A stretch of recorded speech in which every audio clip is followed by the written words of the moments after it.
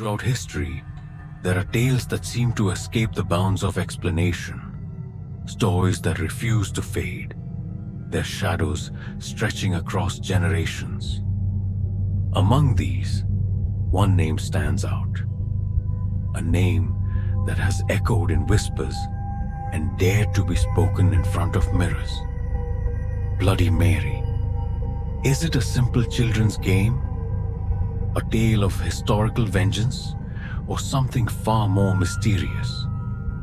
Tonight, we pull back the curtain on one of the most spine-chilling legends of all time. This is the story of Bloody Mary.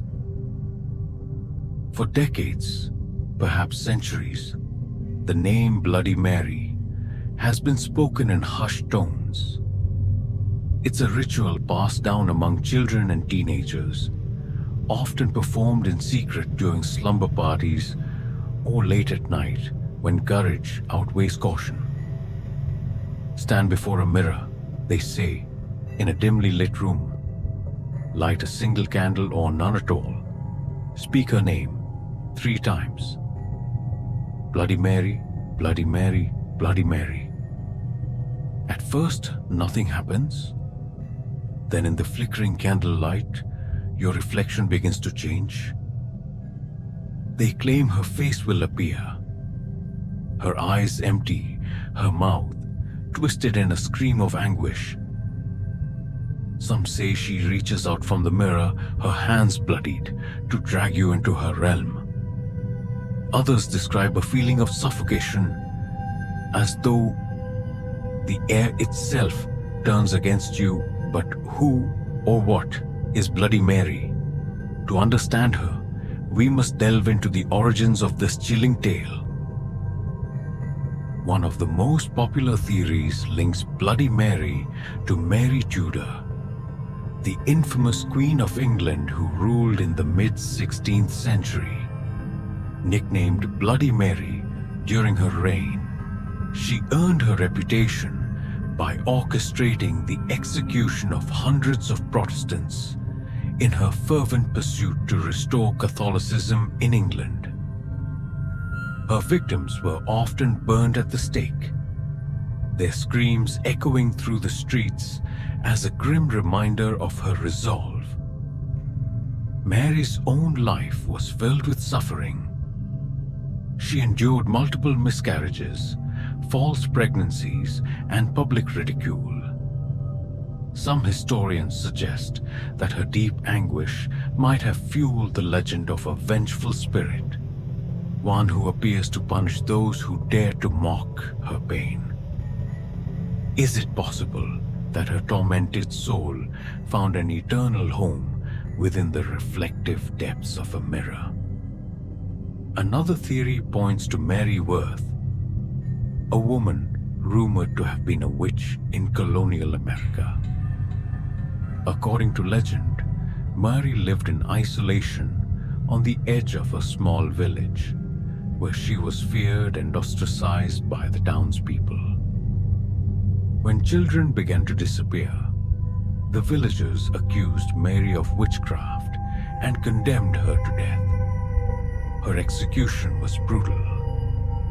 Bound and burned, Mary was said to have cursed the villagers with her dying breath.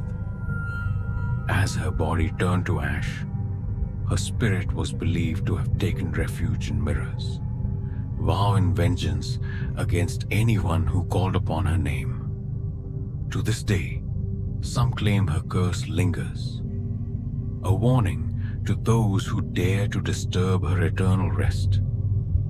Mirrors have long been regarded as portals, windows to other worlds or dimensions. In many cultures, they are believed to hold a mystical power, capable of revealing truths hidden from the naked eye. During the Victorian era, mirrors were often covered in homes where someone had recently died, for fear that the deceased's soul might become trapped. The Bloody Mary ritual exploits this age-old superstition. The act of chanting her name in front of a mirror isn't just a game. It's a deliberate act of summoning. Whether you believe in the supernatural or not, the sensation of staring into your own reflection in a dimly lit room is enough to unnerve even the bravest of hearts. For many, the ritual is a rite of passage. It's a test of bravery among friends, a challenge to prove you aren't afraid of the dark, of the unknown. But what begins as a playful dare can quickly spiral into something far more unsettling. In 1998, a teenage girl named Emily gathered with her friends for a sleepover. They decided to perform the Bloody Mary ritual as a joke. As Emily stood in front of the mirror, candlelight casting eerie shadows across her face, she chanted the name 3 times. Moments passed, and nothing happened. But as she turned to leave, she felt a sharp, stinging sensation on her arms. When she looked down, she saw 3 deep scratches, as though someone or something had clawed at her skin. Her friends insisted they hadn't touched her. The scratches remained visible for days, a haunting reminder of that night. Another account comes from a man named Daniel, who attempted the ritual alone in his basement. After chanting Bloody Mary's name, he noticed the mirror begin to fog, even though the room was cold. Slowly, a shadowy figure appeared in the glass. Daniel described it as a woman with hollow eyes and a twisted expression. Paralyzed by fear, he couldn't move until the figure suddenly vanished. To this day, he refuses to keep mirrors in his home, convinced that he narrowly escaped something unexplainable. Experts argue that the Bloody Mary phenomenon can often be attributed to the power of suggestion. When we anticipate seeing something frightening, our brains may create it. This psychological effect, combined with the eerie setting of the ritual, can lead to vivid hallucinations. The Troxler effect, a phenomenon where staring at a fixed point causes peripheral details to fade or distort, may also explain why people claim to see Bloody Mary in the mirror. As the brain struggles to process the dim light and flickering shadows, it fills in gaps with imagined images. Bloody Mary's story continues to captivate and terrify. Whether you see her as a symbol of vengeance, a misunderstood spirit, or a product of fear and imagination, one thing is certain: her legend endures. The next time you find yourself standing in front of a mirror, alone in the dark, you may think twice before uttering her name. But while Bloody Mary haunts the mirrors of our time, another figure from the past claimed to speak directly for the gods themselves. Up next, we travel to ancient Greece, where the Oracle of Delphi held the fate of nations in her words. Long before the written word, when human understanding of the world was steeped in mystery, there were those who claimed to bridge the gap between mortals and the divine. At the heart of ancient Greece, high upon the slopes of Mount Parnassus, stood a sacred site, a place where the gods were said to speak through the voice of a single woman. She was known as the Pythia, the Oracle of Delphi. Her words guided kings, foretold wars, and shaped the destiny of empires. But who was she really, and what secrets lay hidden within the whispers of the gods? This is the story of the Oracle of Delphi. In the ancient world, Delphi was believed to be the center of the universe. Greek mythology tells us that Zeus released two eagles from opposite ends of the earth, and where they met marked its navel, Delphi. Here, a temple was erected to Apollo, the god of prophecy, music, and healing. At the heart of this temple sat the Pythia, a woman chosen to serve as Apollo's mouthpiece. She was no ordinary priestess. Her role was unique, revered, and to some, deeply unsettling. As she entered her trances, her words would tumble out in cryptic riddles, leaving even the most learned minds struggling to decipher their meaning. But what truly happened during these sessions?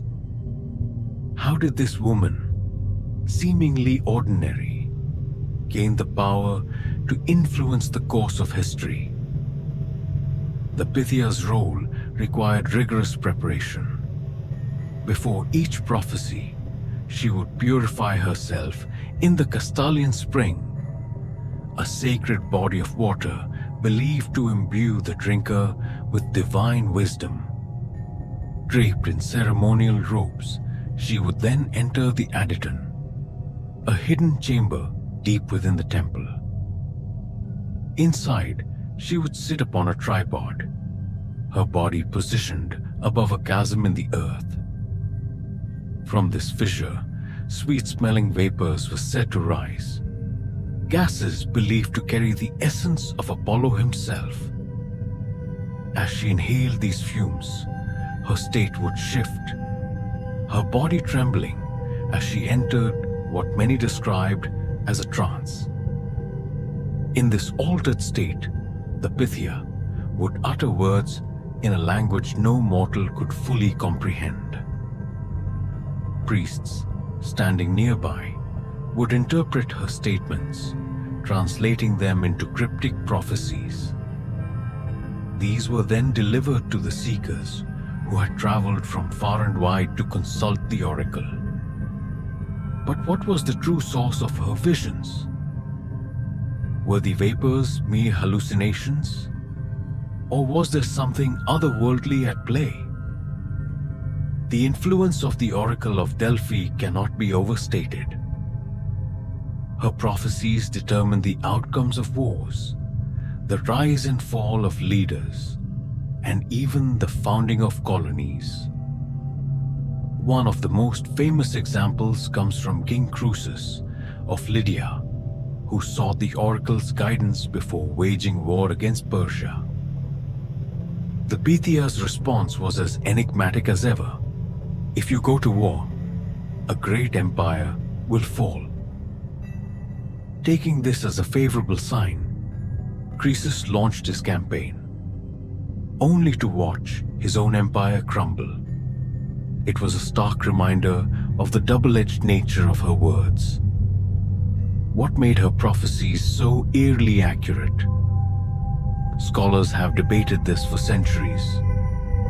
Some suggest that the Pythia possessed an acute understanding of human psychology and used her knowledge to craft answers that resonated deeply with her audience. Others point to the collective power of belief, arguing that those who sought her wisdom were already predisposed to see her predictions come true. Ancient texts describe the Pythia's prophecies as both awe-inspiring and terrifying. Witnesses recounted seeing her body convulse, her eyes rolling back as she channeled the divine. Her voice, they said, would shift, sometimes rising to a fevered pitch, other times dropping to an unnatural growl. Plutarch, a priest of Apollo, described her as being consumed by an overwhelming force, her mortal body barely able to withstand the weight of the god's presence. Some left her sessions awestruck, while others fled in fear, convinced they had gazed into the depths of the unknown. Modern scientists have attempted to unravel the mystery of the vapors that rose from the fissure beneath the temple. Chemical analysis of the area has revealed traces of ethylene gas, a substance known to induce euphoria and hallucinations at high concentrations. Could this explain the Pythia's trance-like state? Yet the question remains, why would such a natural phenomenon coincide so perfectly with the sacred rituals of the oracle? Was this a mere coincidence? Or was it a divine alignment, as the ancients believed? Critics argue that the oracle of Delphi may have been manipulated by those in power. The priests, after all, controlled the interpretations of her prophecies. Did they twist her words to suit their agendas, using her divine authority to influence political decisions? As centuries passed, the oracle of Delphi faded into history, her temple eventually abandoned. But her legend lives on, a testament to the enduring allure of the unknown. Was the Pythia a vessel for divine wisdom, a victim of natural forces, or a carefully crafted tool of human ambition? The answer, like her prophecies, remains shrouded in mystery. And yet, as one mystery ends, another begins. Far from the temples of ancient Greece, in the shadowy woods of Latin America, there exists a creature that defies belief. With glowing eyes and a thirst for blood, it has haunted the imaginations of countless witnesses. Up next, we explore the chilling legend of the Chupacabra. There are stories born from Fua, stories whispered in the dead of night, their details vivid yet elusive, growing with each retelling.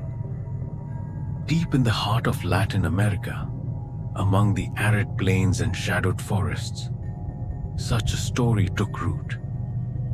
A creature unlike anything known, a predator of livestock, a phantom of the night.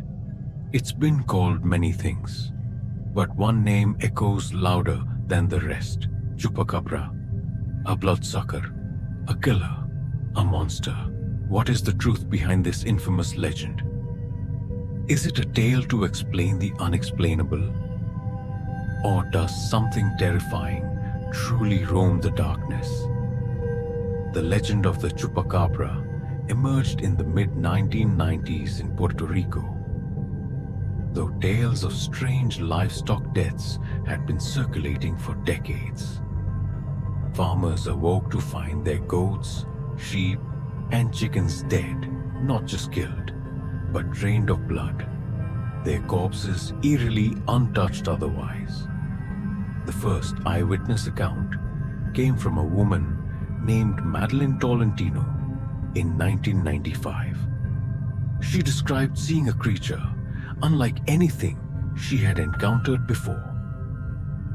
A bipedal being with large alien-like eyes, sharp claws, and spines running down its back.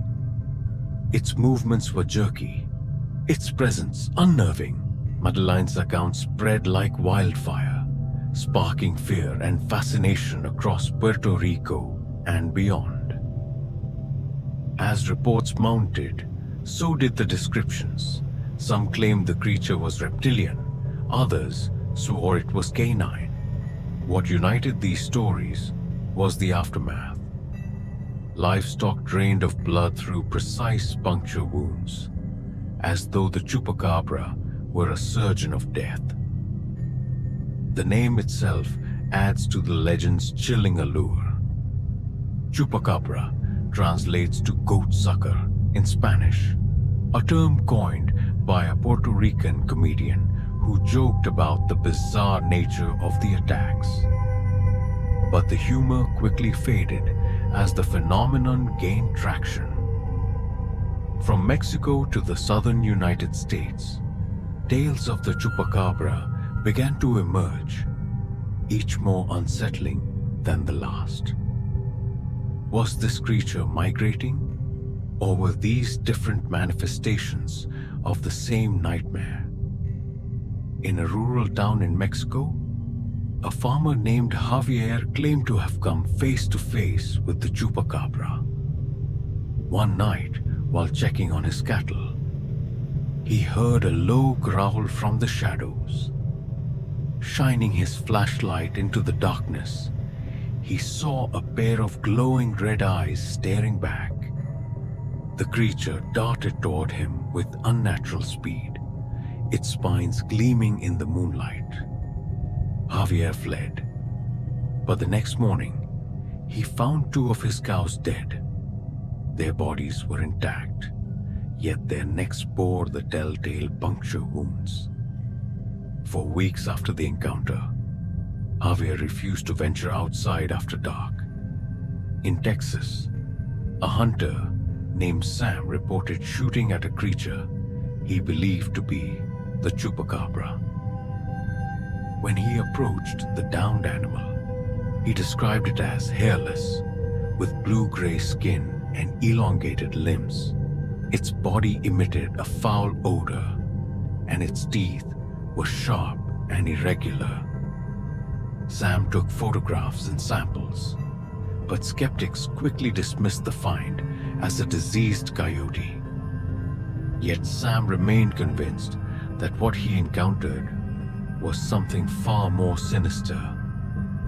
A creature not of this world. The chupacabra has sparked endless debate among scientists, cryptozoologists, and skeptics. Diseased coyotes. Some biologists attribute chupacabra sightings to coyotes suffering from mange, a skin disease that leaves them hairless and emaciated. Combined with desperation for food, these animals may attack livestock in a way that matches the descriptions. Alien origins. Others point to the creature's bizarre appearance and the surgical precision of the livestock wounds as evidence of extraterrestrial involvement. Could the chupacabra be a visitor from another planet, conducting experiments on Earth's animals? A modern folklore.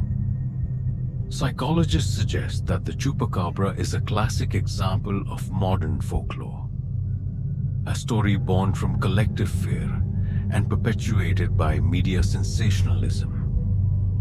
They argue that the human mind, faced with the unexplainable, seeks patterns and meaning, giving rise to such myths. The chupacabra is more than just a legend. It's a cultural phenomenon. In towns across Latin America and the southern United States, it has become a symbol of the mysterious and unknown. Songs, movies, and books have immortalized the creature, while local businesses sell chupacabra-themed merchandise.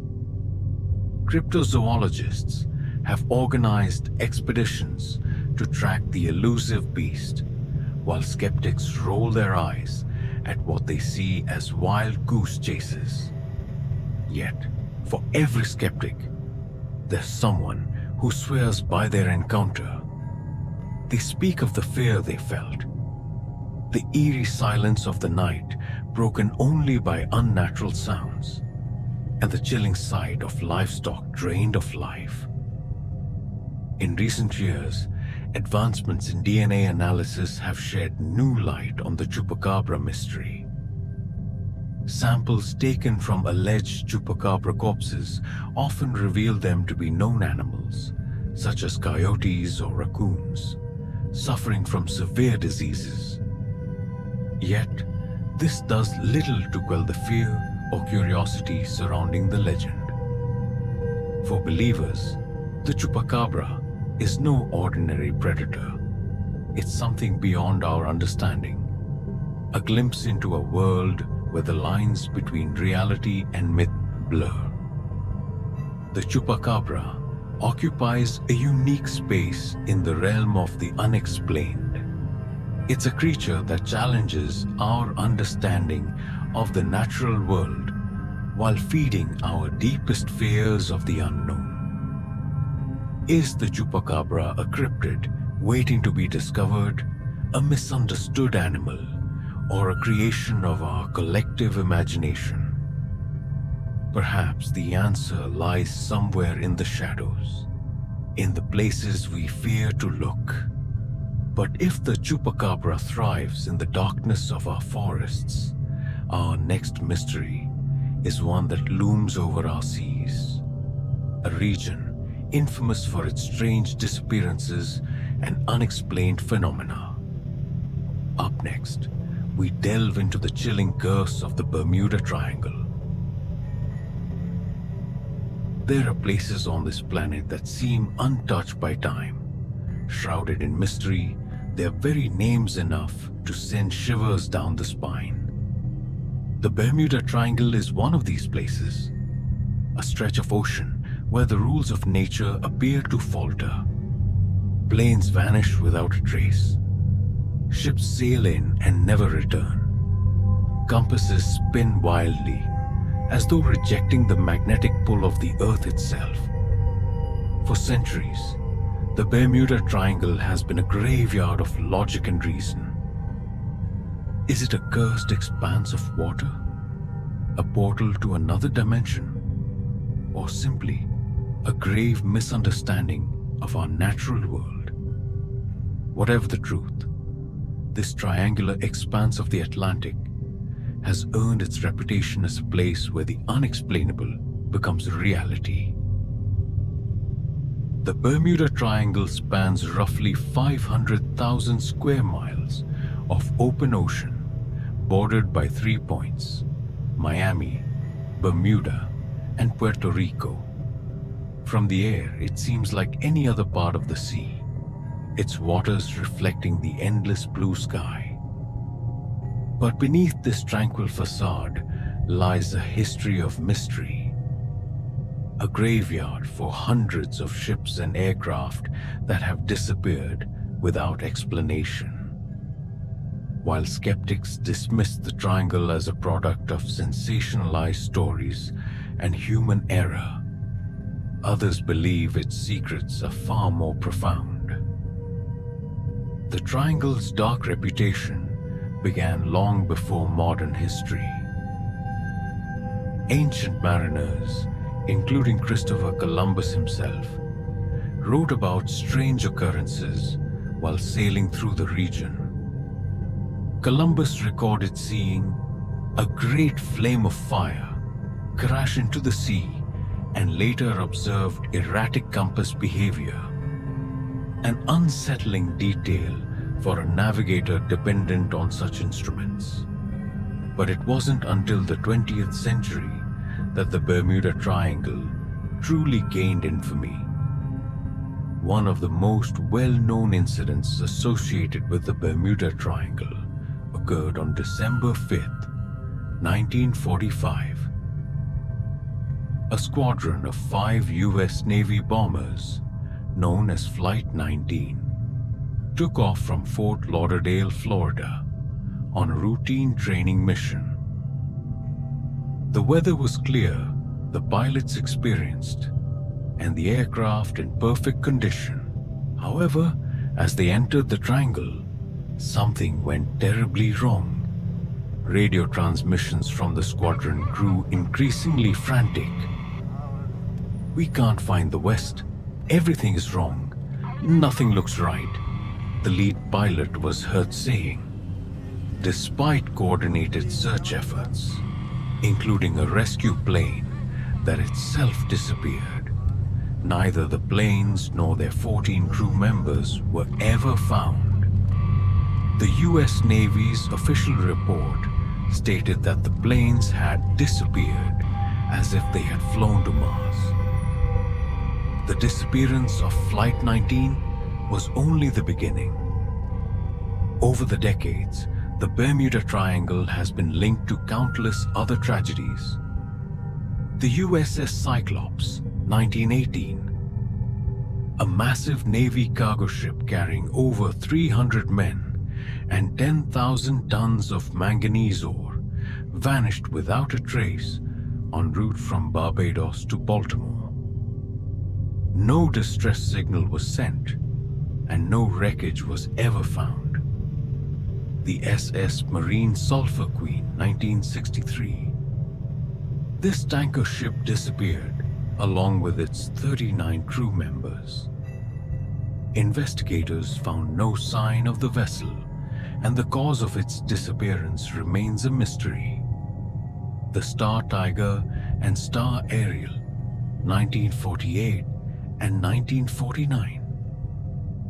Two British South American Airways passenger planes vanished while flying through the triangle under seemingly normal conditions. Each of these cases adds to the legend, each leaving behind grieving families and unanswered questions. Some scientists point to natural explanations for the triangle's mysteries. Methane hydrates. Large deposits of methane gas trapped under the ocean floor can erupt, reducing water density and causing ships to sink rapidly. If released into the atmosphere, this gas could also disrupt aircraft engines. Rogue waves. These enormous waves, capable of reaching up to 100 feet, can appear suddenly and without warning, swallowing ships whole. Magnetic anomalies. The Bermuda Triangle is one of the few places on Earth where compasses point true north instead of magnetic north, potentially leading to navigation errors. Skeptics argue that the Bermuda Triangle's reputation is largely due to human error, with the region being one of the most heavily traveled shipping and flight routes. Accidents are statistically more likely to occur. For those who believe in the supernatural, the Bermuda Triangle is a hotspot of paranormal activity. Theories range from the influence of the lost city of Atlantis to alien abductions.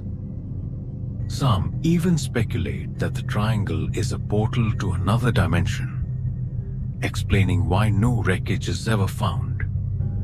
Bruce Jernan, an experienced pilot, claimed to have encountered a phenomenon he called electronic fog while flying through the triangle in 1970. According to Jernan, a strange tunnel-like cloud surrounded his plane and his navigation instruments malfunctioned.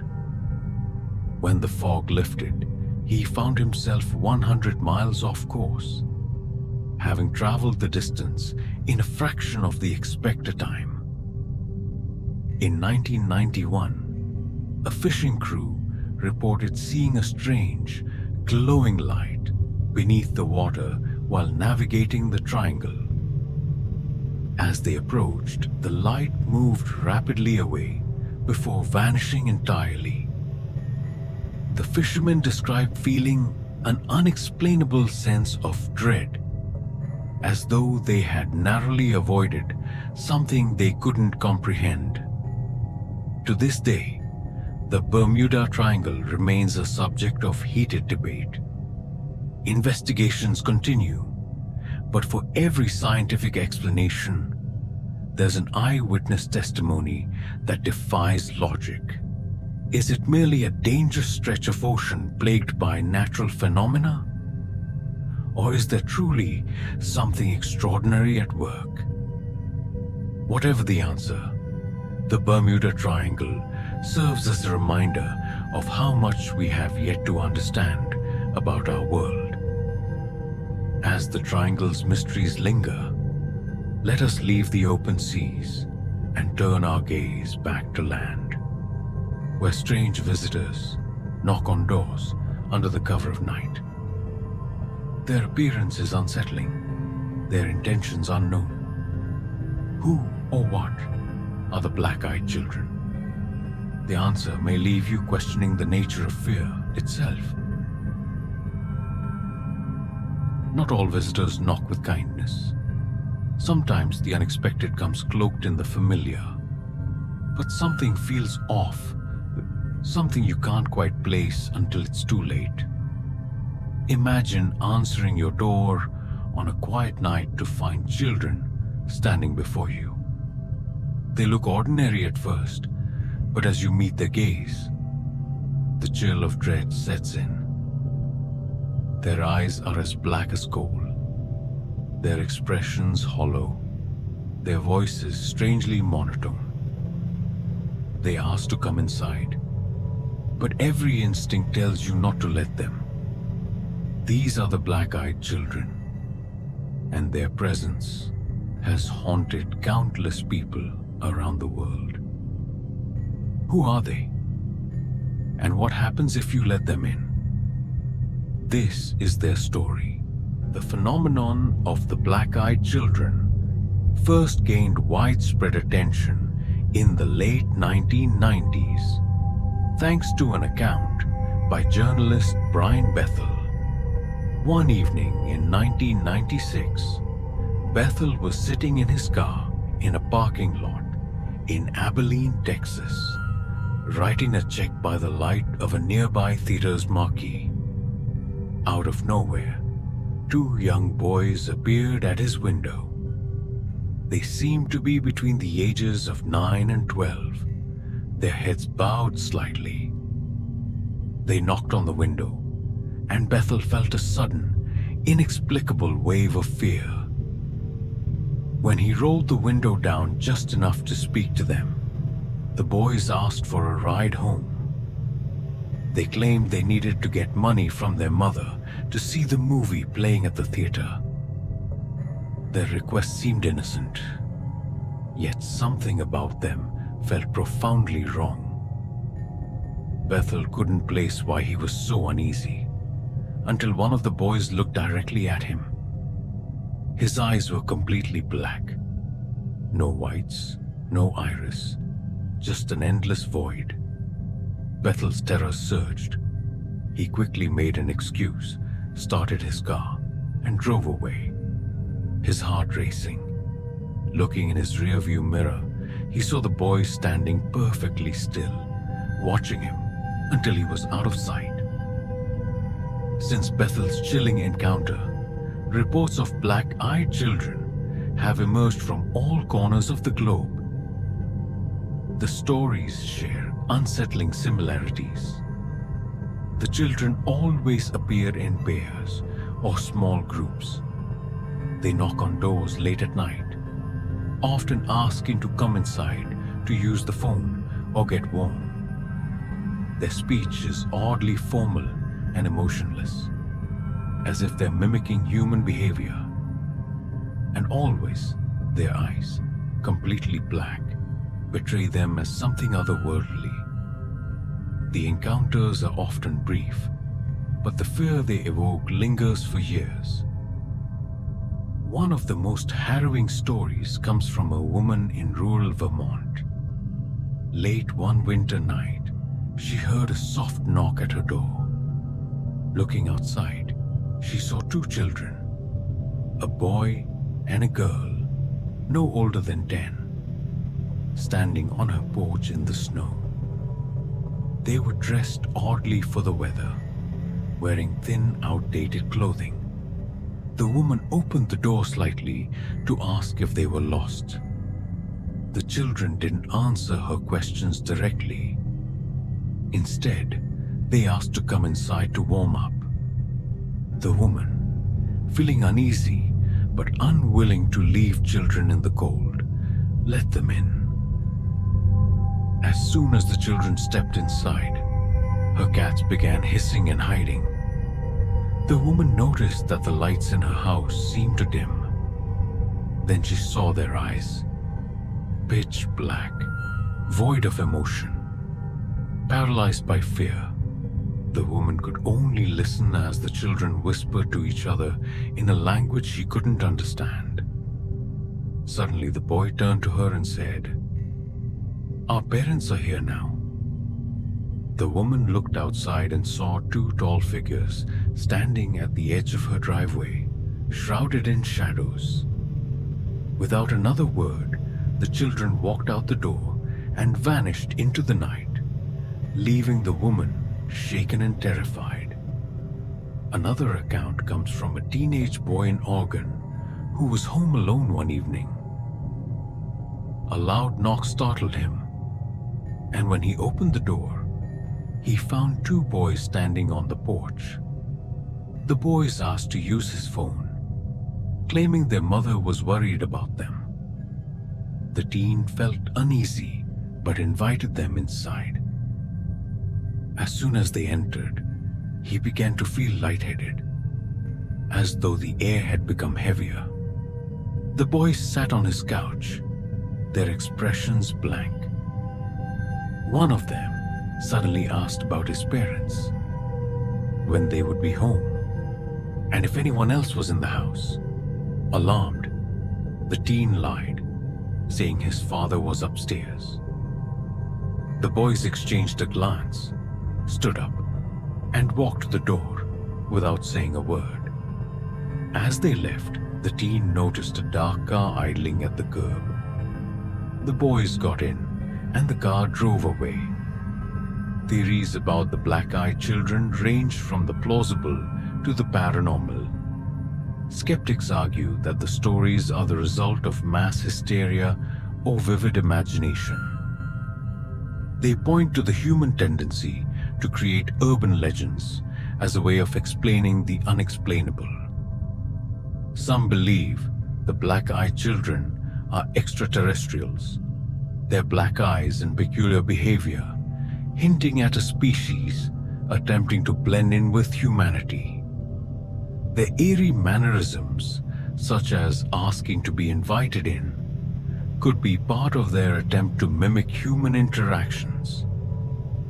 Others suggest that the black-eyed children are supernatural beings, perhaps demons or malevolent spirits. Their insistence on being invited in is reminiscent of vampire law, where permission is required for entry. Another theory posits that these children are entities from another dimension, briefly crossing into our reality. Their strange appearances and the overwhelming dread they inspire could be a side effect of their passage between worlds. The black-eyed children have become a modern folklore phenomenon, inspiring books, films, and even a crowdfunding campaign for a horror movie. Yet, despite their growing notoriety, they remain elusive. No photographs, videos, or definitive evidence of their existence have ever been produced. For those who claim to have encountered them, however, the lack of evidence does nothing to erase the fear. They describe a deep, primal terror, something beyond rational explanation. The black-eyed children represent more than just a modern urban legend. They tap into a universal fear of the unknown, of those who appear human but are fundamentally not. Are they visitors from another realm, figments of collective imagination, or something else entirely? As we close the door on this chilling tale, our journey takes us to a figure born not of myth, but the collective fears of the digital age. A creature whose image was crafted online, yet whose legend has seeped into reality. Prepare yourself for the unsettling story of Slender Man.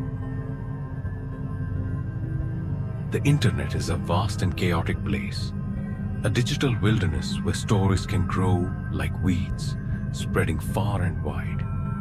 Among these stories are legends, fragments of fear pieced together by the imagination of the masses.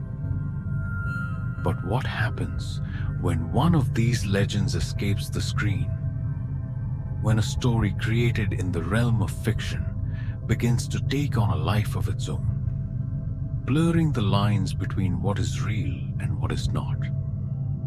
This is the haunting tale of Slender Man, a faceless entity whose presence has seeped from the dark corners of the web into the vacant nightmares of reality. In 2009, a user on an internet forum called Something Awful created Slender Man as part of a contest to craft the most convincing paranormal photograph. The image depicted a tall, impossibly thin figure dressed in a black suit with unnaturally long limbs and a featureless, pale face. He stood ominously in the background, blending into the shadows of the trees. We didn't want to go. We didn't want to kill them. But its persistent silence and outstretched arms horrified and comforted us at the same time. What began as a simple post quickly spiraled into something much larger. The internet latched onto Slender Man, creating an entire mythology around him. Stories, videos, and even entire websites dedicated to his legend began to surface. But this wasn't just a digital game. For many, Slender Man felt terrifyingly real. The legend described Slender Man as a shadowy figure who stalks his victims, often children and teenagers. His presence is marked by an overwhelming sense of dread, his tall frame blending seamlessly into wooded areas or abandoned places. He doesn't run or chase. Instead, he waits, appearing just out of sight. His faceless stare is said to have a hypnotic effect, drawing his victims deeper into his grasp. Those who see him experience nightmares, paranoia, and an unshakable feeling that they are being watched. Slender Man's popularity skyrocketed with the release of Marble Hornets, a YouTube series that turned his mythos into a terrifying found footage story. The series followed a young filmmaker investigating a series of eerie events linked to Slender Man, introducing the concept of the operator as a stand-in for the faceless entity. The videos, filmed in shaky, first-person perspectives, made the viewer feel as though they were living the horror themselves. With millions of views and a cult following, Marble Hornets solidified Slender Man's place as an internet horror icon. For years, Slender Man remained a fictional figure, haunting the screens of those who dared to explore his mythos. But in 2014, a horrifying incident blurred the line between make-believe and the real world. In Waukesha, Wisconsin, two 12-year-old girls lured their friend into the woods under the pretense of a game. Once they were deep in the forest, they stabbed her 19 times, leaving her for dead. Miraculously, the victim survived, crawling to a nearby path where she was found by a cyclist. When questioned, the two girls claimed they committed the attack to appease Slender Man, whom they believed to be real.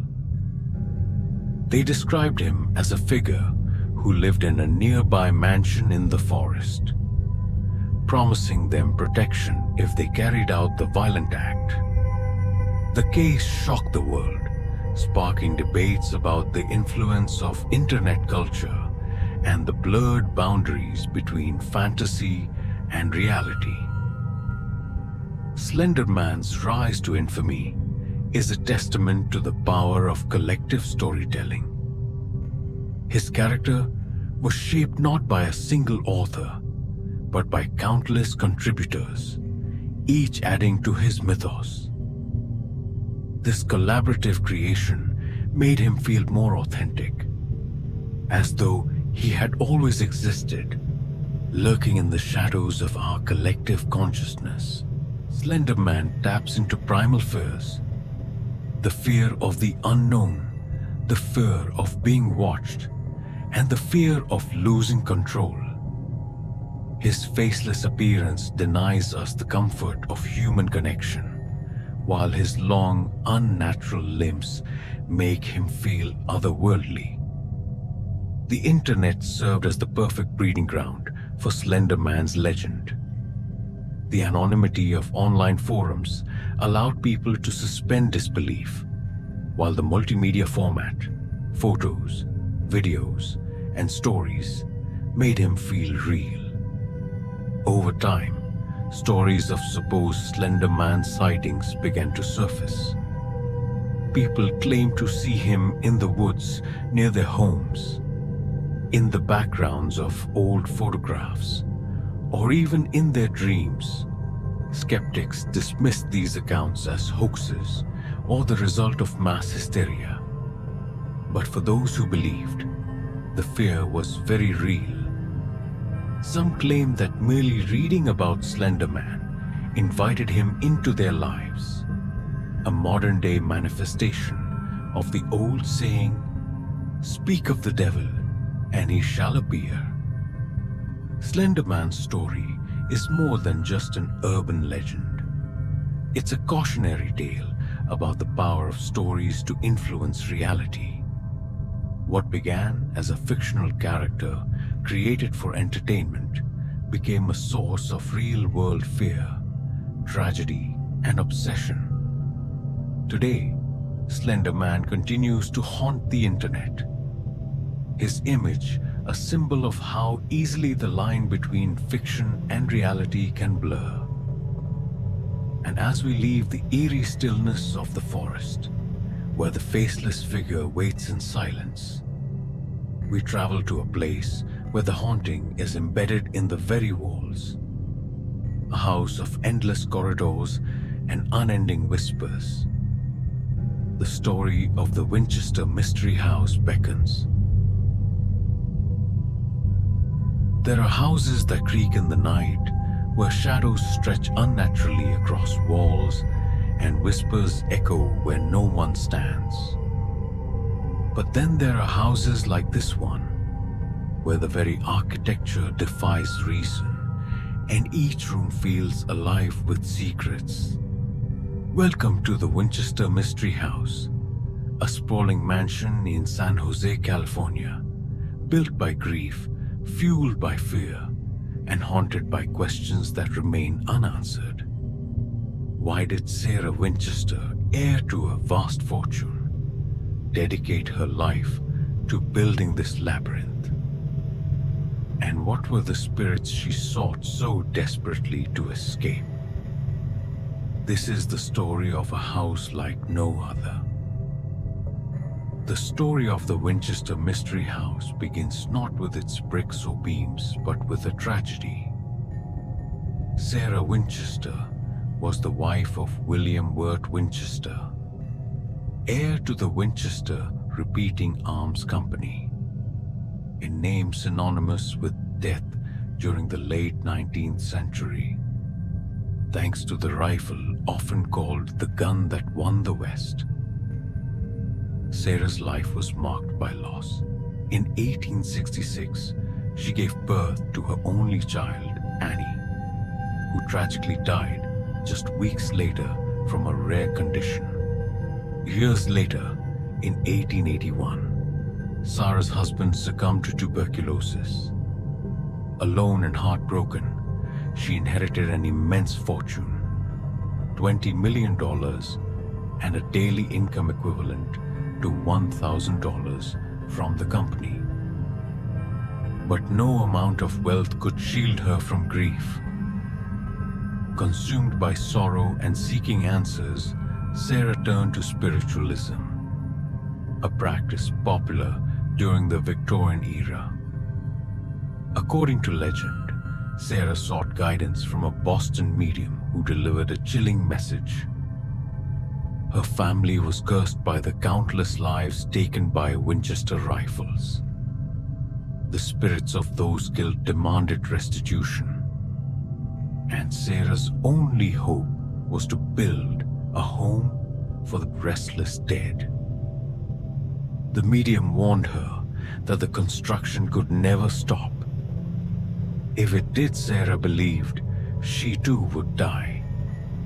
Taking this message to heart, she moved west to San Jose, where she purchased an unfinished farmhouse and began a building project that would span 38 years.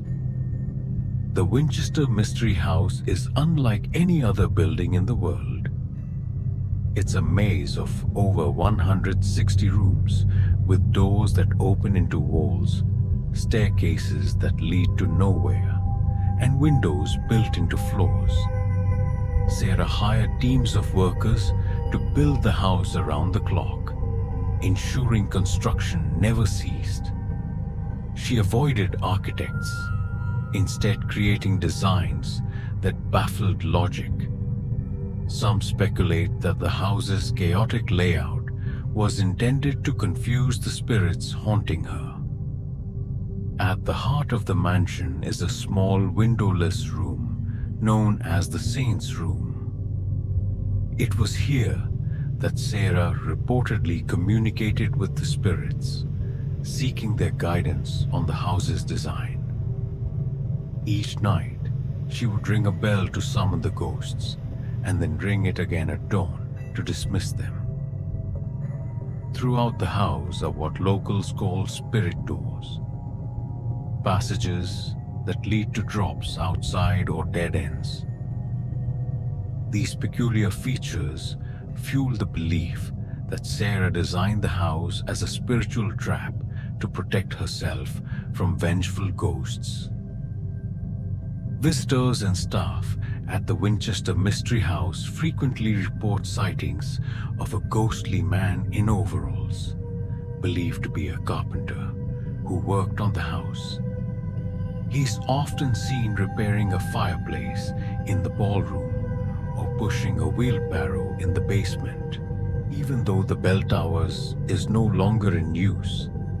Many claim to hear its toll at midnight or 2 a.m. The time Sarah reportedly used it during her nightly seances.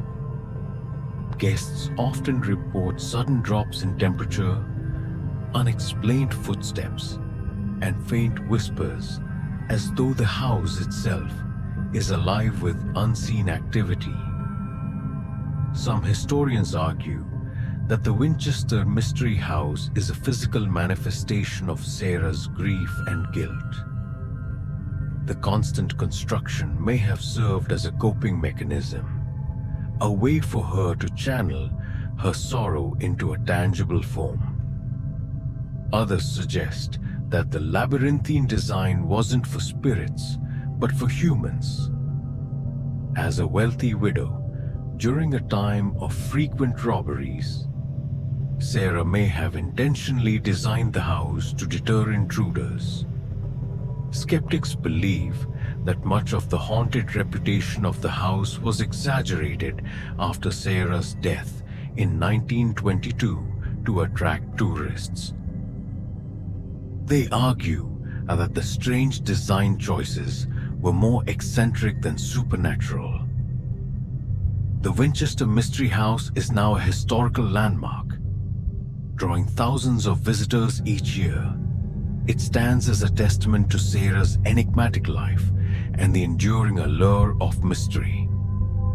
Despite its fame, the house offers no definitive answers. Is it a portal for restless spirits, the product of a brilliant yet tormented mind, or simply an elaborate curiosity? The answer remains as elusive as the spirits Sarah sought to appease. The walls of the Winchester Mystery House may hold the whispers of the past, but now our journey takes us across the world to a tale born from the folklore of Japan.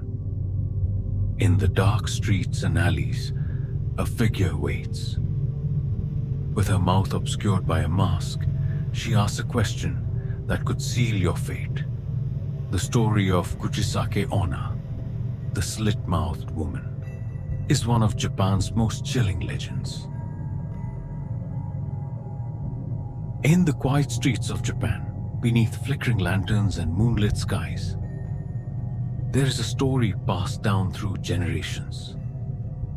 A story that is as haunting as it is unrelenting. It speaks of a woman who appears when you least expect her, her beauty captivating, but her presence chilling. Her name is Kuchisake Onna, the slit-mouthed woman. With her face obscured behind a mask, she asks a question that seems innocent enough, but the price of your answer might be more than you're willing to pay. Tonight, we unravel one of Japan's most terrifying legends, a tale of beauty, betrayal, and the thin line between the living and the dead. The origins of Kuchisake Onna date back to Japan's Edo period, a time when samurai ruled the land and superstition intertwined with everyday life. Among the many ghost stories whispered around hearths and markets, hers was one that struck fear into the hearts of all who heard it. Kuchisake Onna was said to have been a strikingly beautiful woman, the envy of all who saw her. She was married to a powerful but jealous samurai. Her beauty was a source of pride for her husband, but it was also his greatest insecurity. He became obsessed with the idea that she might betray him, and his paranoia grew into a dark and consuming rage. One fateful day, he confronted her, accusing her of infidelity. In a fit of fury, he drew his sword and slashed her face from ear to ear, leaving a grotesque, permanent smile. "Who will think you are beautiful now?" he sneered before abandoning her to die alone. But her story did not end with her death. The legend says that her spirit became bound to the mortal world, her pain and anger transforming her into a vengeful ghost. Since then, she has wandered Japan's streets, seeking vengeance and forcing the living to share in her torment. Kuchisake Onna's encounters are said to follow a strange pattern. She appears on quiet, dimly lit streets or in dark alleys, often approaching those walking alone. Her long black hair flows over her shoulders, and her face is partially hidden by a surgical mask, a common sight in Japan, making her seem unremarkable at first glance. When she draws close, she asks a single question in a soft, almost monotone voice. "Am I beautiful?" If the person answers yes, she removes her mask to reveal her disfigured face, her mouth grotesquely slashed from ear to ear. Then she asks again, this time with a tone that borders on desperation. "Am I beautiful now?" What happens next depends on the victim's response. Answering no results in her attacking with a pair of scissors, often leaving the victim with a similar disfigurement or worse. Answering yes may spare the victim, but not always. In some versions of the legend, she lets them go, but leaves them forever haunted by the encounter. In others, she kills them regardless, as though no answer could satisfy her anguish. The randomness of her reactions adds to the terror, leaving those who encounter her with no clear way to escape. During the 1970s, a wave of Kuchisake Onna sightings swept through Japan, particularly near schools. Children claimed to have seen a woman in a mask lingering at the gates or following them on their way home. The fear spread so widely that schools began organizing group walks to ensure no child traveled alone. One account tells of a young girl who encountered a masked woman while walking home from school. The woman approached and asked, "Am I beautiful?" Terrified, the girl muttered yes and tried to run. But the woman pursued her, her footsteps unnaturally fast and echoing eerily in the empty streets. The girl barely escaped by reaching the safety of her home, but she remained haunted by the woman's hollow voice and the memory of those dark, empty eyes. A taxi driver in Fukuoka reported picking up a passenger late one night. The woman wore a mask and sat silently in the back seat, giving only vague directions. As they drove, the driver couldn't shake the feeling that something was wrong. When he glanced in the rearview mirror, he saw her mask had been removed, revealing the horrifying slash across her face. In a panic, he stopped the car, but when he turned around, the back seat was empty. The woman had vanished, leaving behind only a lingering sense of dread. Kuchisake Onna is more than just a ghost story. She's a cultural phenomenon that reflects deep-seated fears and societal pressures. Her legend has been interpreted in many ways over the years. In some versions of the story, Kuchisake Onna's obsession with her beauty is what led to her downfall. Her vanity is seen as a cautionary tale, warning against placing too much value on appearances. The resurgence of Kuchisake Onna's legend in the 20th century coincided with societal changes in Japan, including the rapid urbanization and the rise of individualism. Her appearances in quiet, empty streets echo the alienation and isolation often felt in densely populated cities. Over time, Kuchisake Onna's story has adapted to modern settings. In some retellings, she uses surgical masks to blend in, a detail that resonates with Japan's contemporary culture of hygiene and public health. Japanese folklore offers several strategies for escaping Kuchisake Onna, though none are foolproof. Confuse her. Responding with ambiguous answers like "you're average" or "it's hard to say" may cause her to pause, giving you a chance to flee. Distract her. Throwing candies or small objects is said to divert her attention as she bends down to collect them. Outsmart her. Some believe asking her a question in return disrupts her pattern, breaking her control over the situation. Despite these supposed methods, few who encounter her live to tell the tale. Kuchisake Onna has become a fixture in Japanese horror, appearing in films, manga, and even video games. Her story continues to captivate and terrify audiences, a reminder of the enduring power of folklore. But for those who believe, her legend is more than just entertainment. It's a warning. As long as her pain persists, she will continue to wander the streets, seeking answers to a question that has no satisfying answer. The quiet streets of Japan may tremble with her whispers, but beyond those shores, another tale of grief and vengeance weaves its way through the history. It is a tale of rivers, of haunting cries in the night, and of a mother's eternal sorrow. The story of La Llorona, the weeping woman, awaits.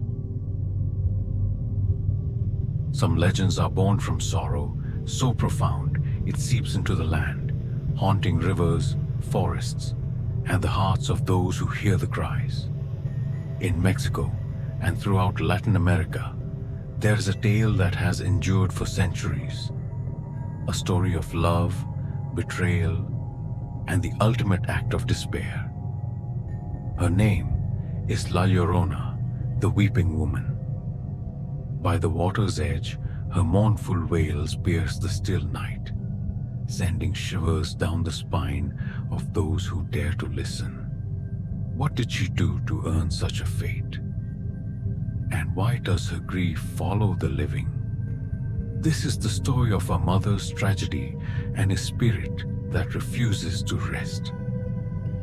La Llorona's tale begins long ago, in a time when the boundaries between folklore and reality blurred seamlessly. Though the story has many variations, the core remains the same. A woman driven to desperation and eternal sorrow. She was once a beautiful young woman named Maria, born into a humble family, but known throughout her village for her grace and charm. Her beauty caught the eye of a wealthy nobleman who promised her a life of luxury. Against her better judgment and the warnings of her family, Maria married him, believing his love would shield her from the hardships of her humble beginnings. For a time, their life together seemed idyllic. Maria bore him 2 children and adored them more than anything. But as the years passed, her husband's love faded. He spent more time away, eventually taking up with another woman, a woman of his own social standing. Maria, heartbroken and consumed by rage, felt her world unravel. One fateful evening, Maria saw her husband riding through the village with his new lover, laughing as though she and their children had never existed. Overcome by despair and anger, Maria led her children to the riverbank under the guise of a walk. There, blinded by her anguish, she committed an unthinkable act. She pushed them into the water and watched as the current swept them away. The instant they disappeared beneath the surface, Maria realized what she had done. Overcome with horror and grief, she threw herself into the river, hoping to join them in death. But instead of finding peace, Maria's spirit became trapped in the mortal world. Condemned to wander the earth, she searches endlessly for her lost children. Her wails, "Ay, mis hijos, oh my children," echo through the night, a harrowing reminder of her eternal torment. La Llorona's story has transcended generations, becoming more than a tale. It is a warning. Parents tell their children to behave, lest La Llorona take them in place of her own. Travelers are advised to avoid rivers and lakes at night, for it is there that her presence is most strongly felt. Those who claim to have encountered her describe an overwhelming sense of sorrow, as though her grief seeps into the very air. In countless accounts, people report hearing La Llorona's cries long before they see her. The sound is said to carry a strange quality, distant yet piercing, filled with anguish and longing. As the cries grow louder, a shadowy figure often appears. A woman draped in white, her face obscured by a veil. Many sightings occur near rivers or lakes. Witnesses describe seeing a woman kneeling by the water, her shoulders shaking as though she is sobbing. When approached, she vanishes, leaving behind only the faint sound of her wails. Some encounters are more direct and more terrifying.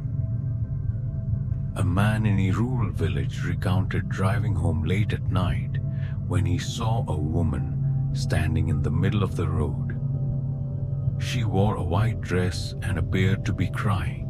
Concerned, he stopped and rolled down his window, to ask if she needed help. As she turned to face him, he saw her face was gaunt, her eyes hollow and lifeless. Before he could react, she let out an ear-piercing scream. The man drove away in panic, but when he looked in his rearview mirror, she was gone. La Llorona's tale has become deeply embedded in the culture of Mexico and beyond, resonating across generations and borders. While her story is most strongly associated with Mexican folklore, similar legends exist in other cultures, each reflecting universal fears and emotions. For many, La Llorona represents the devastating consequences of uncontrolled emotion, grief, rage, and despair. Her story serves as a cautionary tale, reminding us of the destructive power of unchecked feelings.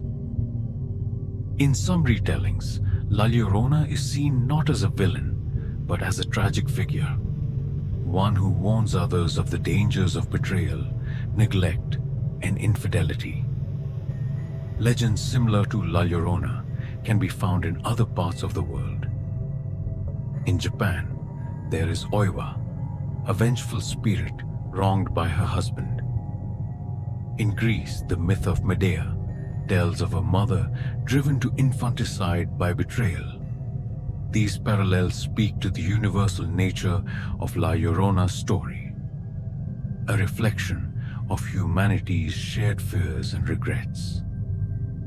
A young couple camping by a river near Mexico City reported hearing cries in the middle of the night.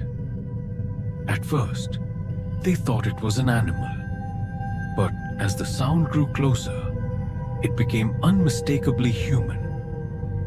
Stepping out of their tent, they saw a figure in white walking along the riverbank. When they called out to her, the figure turned and began to glide toward them. Terrified, they fled, and by the time they returned in daylight, there was no sign of anyone having been there. In a small village in Guatemala, an elder recalled a time when a child went missing near the local river. The villagers searched for days, but the child was never found. Many blamed La Llorona, believing that she had mistaken the boy for one of her own lost children. To this day, the villagers avoid the river at night, fearing her sorrowful wails. La Llorona's story endures because it is more than a ghost story. It is a tale that speaks to universal emotions, love, loss, and regret. Her cries remind us of the fragility of life and the weight of our choices. Her legend has inspired countless adaptations in film, literature, and music, ensuring that her story continues to reach new audiences. Yet for those who believe, her presence is not confined to stories. She remains an active force, her sorrow echoing through the ages. Her mournful cries fade into the night, but the echoes of her sorrow are never far. As the river still, we journey next to a legend born not of grief, but of fear and curiosity. Deep in the American woods, a creature with a chilling reputation roams, a figure whose goat-like features and haunting gaze have terrified communities for decades. The tale of the Goatman awaits. Legends are born where fear meets the unknown, where strange encounters refuse explanation, and where the woods grow darker than the imagination dares to dread. In the heart of America's wilderness, a creature is said to roam, a figure half man, half beast, with cloven hooves, twisted horns, and an unrelenting presence that sends even the bravest fleeing.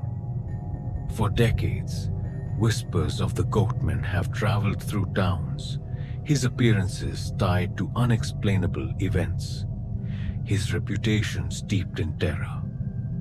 Is this a misinterpreted animal, a figure of folklore, or something far more unearthly?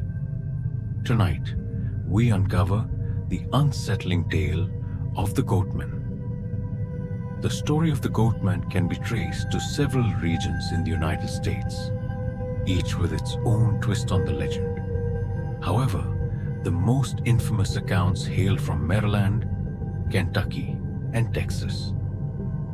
In Maryland, the Goatman is said to haunt the forests near Bowie and the infamous Governor's Bridge Road.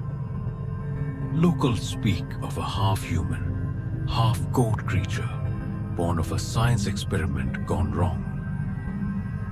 According to the legend, a government scientist working in a secret lab accidentally fused his DNA with that of a goat. The experiment left him grotesquely transformed, and in his rage and despair, he fled into the woods, where he's been lurking ever since. In Kentucky, the creature is tied to the Pope-Lick Trestle, a towering train bridge where the Goatman supposedly lures unsuspecting victims to their doom. This version of the story portrays him as a supernatural entity capable of hypnotizing or mimicking voices to lead people to the tracks. Meanwhile, in Texas, sightings of the Goatman are tied to the old Alton Bridge, often called Goatman's Bridge.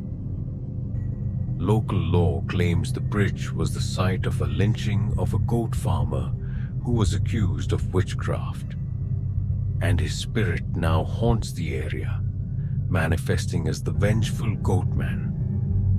The Goatman legend is not merely an old wives' tale. It is fueled by chilling eyewitness accounts that span decades. In the 1960s, a group of teenagers in Maryland decided to test the Goatman legend for themselves.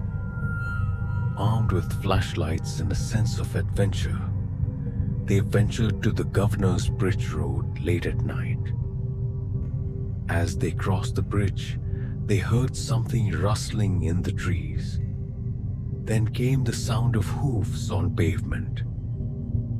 Suddenly, a large figure appeared in the shadows, its horns glinting in the moonlight. The teens fled in terror, claiming they felt an intense, almost primal fear, as though the creature was not merely chasing them, but projecting its malice. In 1988, a young man named David claimed to have encountered the Goatman near the Pope-Lick Trestle. David described hearing a voice calling his name from the direction of the bridge, though he was certain no one was there. Against his better judgment, he approached only to see a figure with the body of a man and the legs of a goat perched on the trestle, watching him.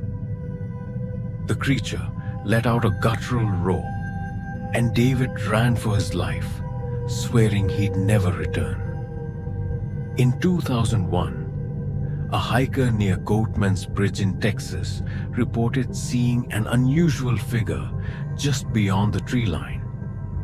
At first, he thought it was another person, but as the figure stepped closer, its inhuman features became clear.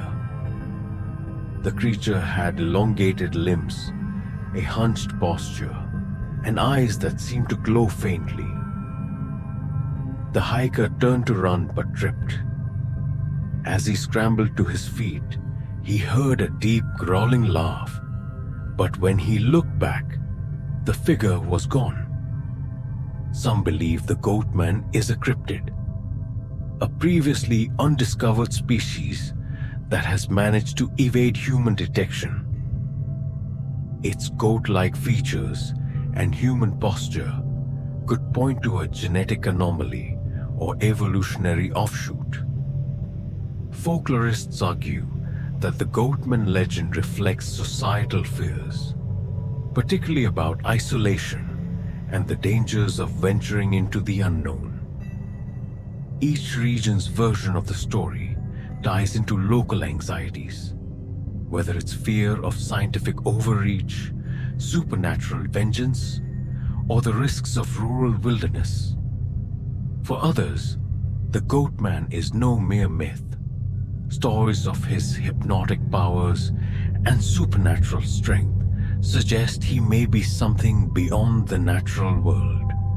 A demon, a spirit, or even a guardian of forbidden places. The legend of the Goatman endures not just because of the fear it inspires, but because of its deep connection to the landscapes it inhabits. Bridges, forests, and trestles, liminal spaces where the natural and unnatural collide, become imbued with his presence. Locals warn visitors to avoid these places after dark, but thrill seekers often ignore the warnings.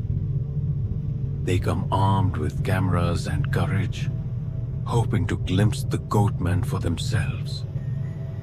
The Goatman's story is as much about the power of belief as it is about fear. Whether he is cryptid, a spirit, or a cautionary tale, his legend continues to grow, evolving with each retelling. But the question remains, what drives us to seek out the unknown, even when it terrifies us?